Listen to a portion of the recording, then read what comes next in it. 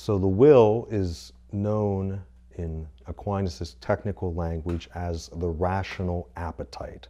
So what does that mean? Well, first, it's a power. The will is a power in the human soul. We could call it reason's desire.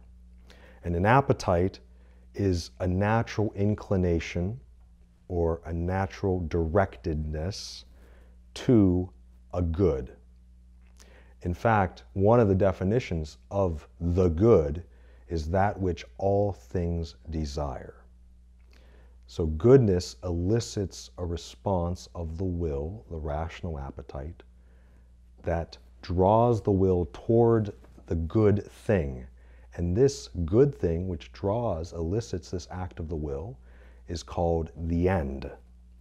So the will desires something that reason recognizes as good. This is a very important point.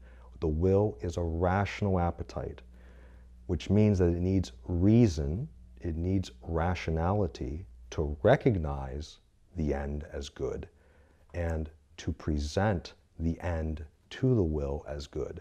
And as soon as the intellect shows the will the end is good, the will is drawn to it. Now, this is very important. The end, in relation to human action, in relation to the will, in relation to the intellect, is absolutely essential for human action.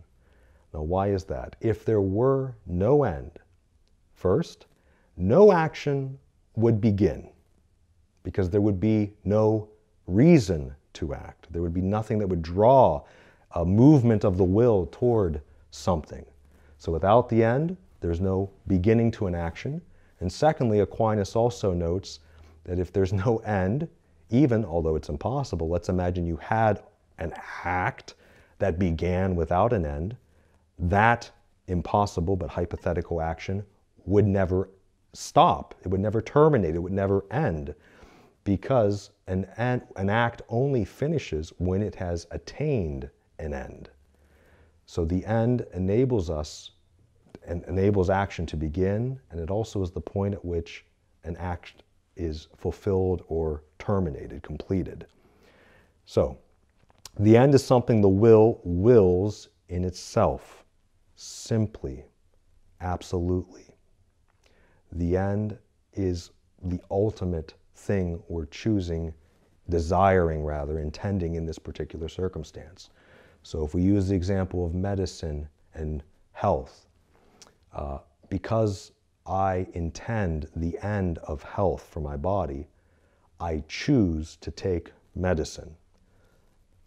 The end here is health, not medicine. How do I know this? Because I only take medicine in order to help me attain the good of health. And if I were not in need of better health, the goodness of better health, I wouldn't take medicine.